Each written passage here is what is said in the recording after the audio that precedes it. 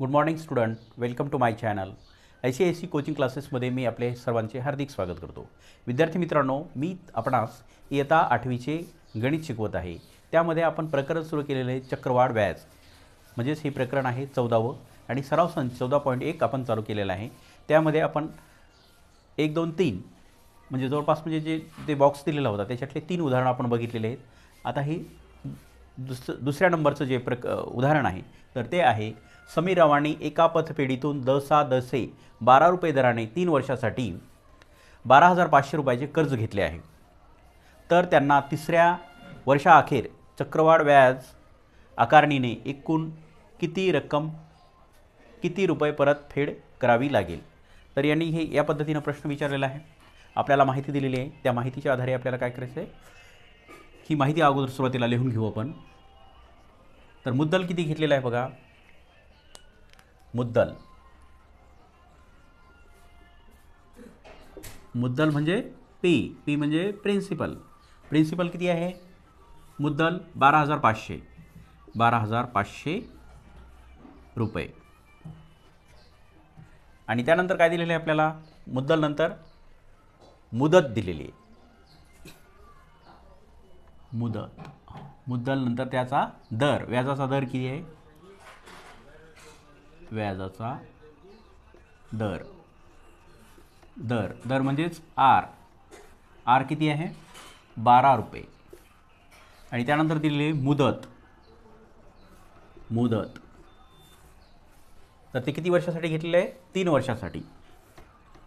R मुदत म्हणजेच N बरोबर किती दिलेलं आहे 3. तर ही माहिती आपल्याला देण्यात आलेली आहे. तर आता आपण याच्यासाठी रास काढावी लागेल आपल्याला. तर ती रास काढण्यासाठी राशीचं सूत्र कोणतं आहे, रास आपण कशाने दर्शवतो, एने दर्शवित असतो. मग ए बरोबर सूत्र काय दिलेलं आहे, पी कंसात 1 अधिक R/100चा n-वा घात. या सूत्रामध्ये आपल्याला माहिती टाकल्यानंतर आपल्याला की एकूण किती रुपये परतफेड करावे लागतील तर ते आपल्याला ती रक्कम आपल्याला मिळून जाईल. तर मग बघा, ए बरोबर पी किती दिलेलं आहे 12,500 रुपये. म्हणून इथे लिहू आपण 12,500 रुपये कंसामध्ये 1 अधिक आर किती दिलेलं आहे, आर हे 12 दिलेले आहे, छेद 100 याचा n-वा घात. एनची किंमत किती आहे मग याच्यामध्ये, एन म्हणजे मुदत किती दिलेली आहे 3 वर्ष. मग आपण आता हे सूत्रामध्ये ह्या किमती ठेवलेल्या आहेत. तर आता आपण हे सोडू. ए बरोबर 12,500. आता आपल्याला हे सोडून घ्यावं लागेल. तर यासाठी काय करावं लागेल आपल्याला, यांचा छेद समान करावं लागेल. 1चा छेद नाही म्हणजे तिथं किती आहेत 1. मग इथं 12/100 आहेत. म्हणून 12/100 येण्यासाठी आपल्याला इथं काय करावं लागेल, ह्या 1ला 100नं गुणावं लागेल. म्हणजेच 100 अधिक 12/100 आणि या कंसाचा छेद किती येईल, घात 3. म्हणून हे झाले ए बरोबर 12,500 कंसात 112/100चा 3 घात.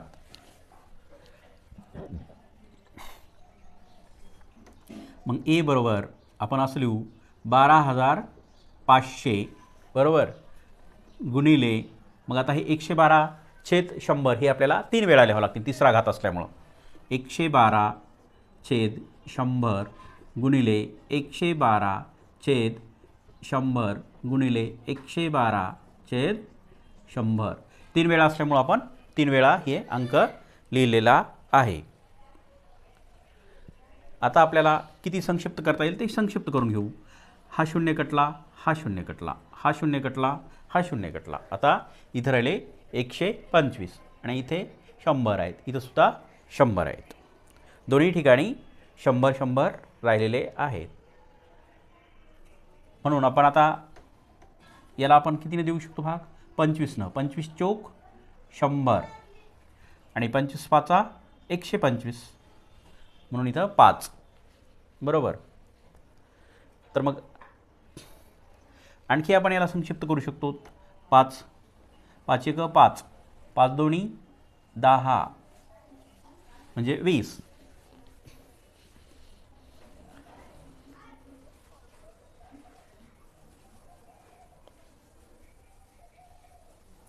आता ह्या 4नं आपण काय करू शकतो, ह्या 112ला भाग देऊ शकतो.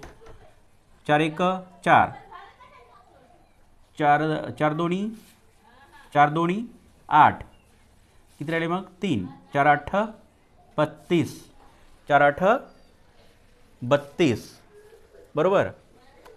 आता पुन्हा मग आपण काय करू शकतो त्याला, आता हे 20 आणि हे 28 याला आपण 2 भाग देऊ शकतो. 2 हा बे एक बे म्हणजे इथं राहिली 10, बरोबर 10, आणि हे बे एक बे चौक 8, म्हणजेच आता ए बरोबर 112 गुणिले 14 गुणिले 112 छेद 10.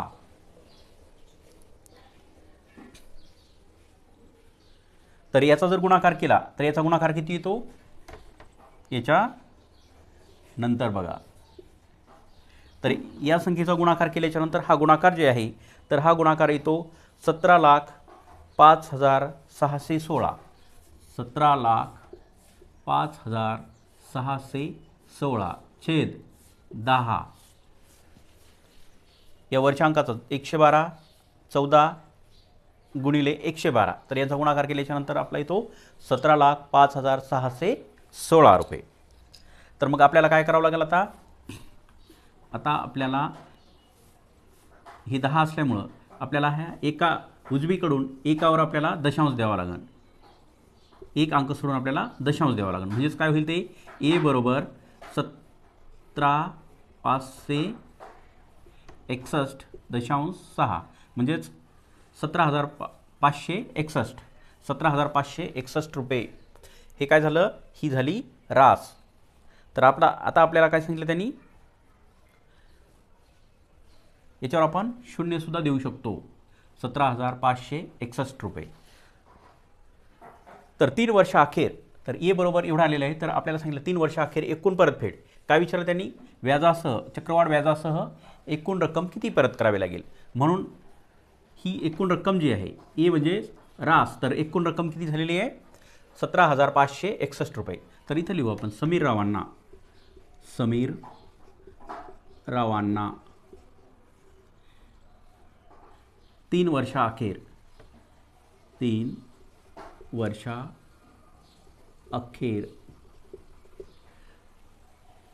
वर्षाअखेर 17,561 रुपये 60 पैसे एवढी रक्कम परत फेड करावी लागेल. आलं लक्षात. तर हे अशा पद्धतीने आपण हे उदाहरण बघितलेले आहे. याच्यानंतरचं उदाहरण बघूया.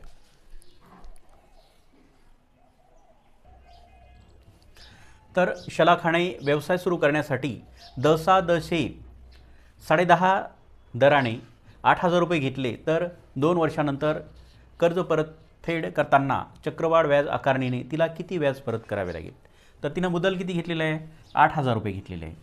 तर तो दर शेकडा हा प्रमाण किती आहे त्याचं, तर हे 10.5 रुपये म्हणजेच 10.5 रुपये. तर ते किती काळासाठी घेतलेले आहे, तर 2 वर्षानंतर.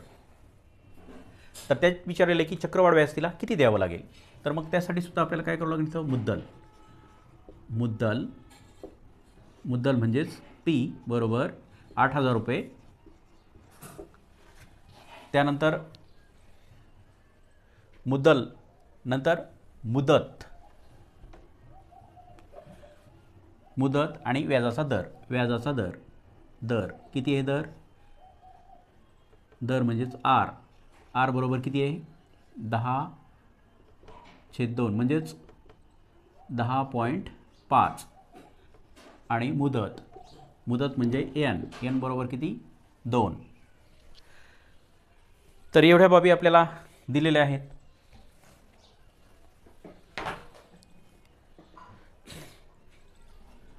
तर आता आपल्या सूत्रामध्ये टाकू आपण. आता आपल्याला अगोदर रास काढावा लागेल. राशीचं सूत्र काय आहे? पी कंसात 1 अधिक आर छेद 100चा n-वा घात. यामध्ये आपण ह्या किमती ठेवून देऊ. रास बरोबर रास म्हणजेच ए बरोबर पीची किंमत किती दिलेली आहे? 8,000. 1 अधिक आर दर किती दिलेला आहे? 10.5 छेद 100 कंसात एन किती दिलेले? 2. मग आता आपण ह्या किमती ठेवून देऊ. आता हे छेद समान करावं लागेल आपल्याला. 1चा छेद किती आहे? 1. मग इथं सुद्धा किती असला पाहिजे? 100. म्हणून 8,000 कंसात 100 अधिक 10.5 छेद 100चा दुसरा घात म्हणजेच वर्ग. मग ए बरोबर 8,000. तर यांची बेरीज करून घेऊ. 110.5 छेद 100चा वर्ग. मग आता किती वेळा आपल्याला इथं गुणावं लागले ना? ए बरोबर 8,000 गुणिले 110.5 छेद 100 गुणिले 110.5 छेद 100 हे आपण इथं 2 वेळा लिहिलेलं आहे. मग आता आपण हे 0 कसे कट करता येतील पाहू. हा 0 गेला, हा 0 गेला बरोबर. मग हा 0 गेला, हा 0 गेला. मग हा 0 गेला, हा 0 गेला. मग आता बाकी किती राहिले आहेत आपल्याकडं? ए काढण्यासाठी आपल्याकडं बाकी राहिलेली आहे 8 गुणिले 110.5 गुणिले 110.5 छेद 10. तर मग आता आपल्याला हा गुणाकार करून घ्यावा लागेल अगोदर. 8 गुणिले 110.5 गुणिले 110.5. तर याचा गुणाकार केल्याच्यानंतर गुणाकार येतो 97,682. 97,682 छेद 10. आता हे 10 असल्यामुळं आपल्याला काय करावं लागेल?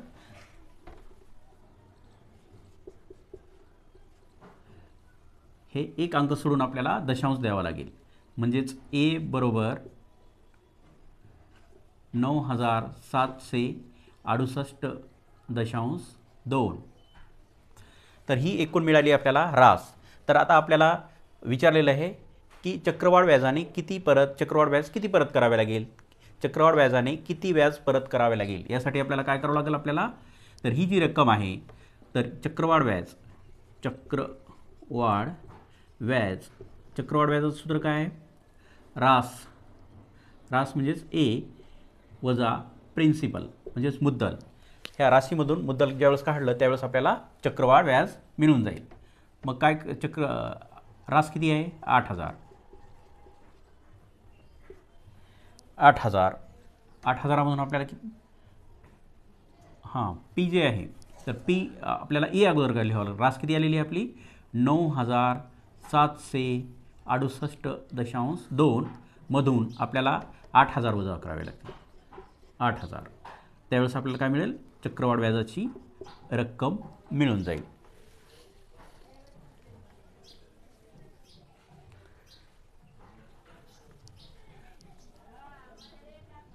तर याच्यामधून 9,768 मधून वजा केले तर इथं राहतात 1,768.2. हे काय आलं आपलं? चक्रवाढ व्याज बरोबर. मग इथे लिहा चक्रवाढ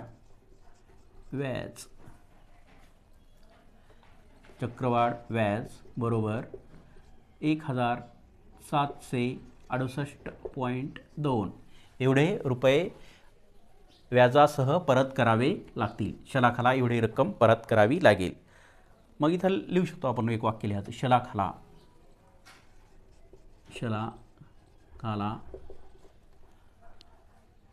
1,768.2 1,768.2 रुपये परत करावे लागतील.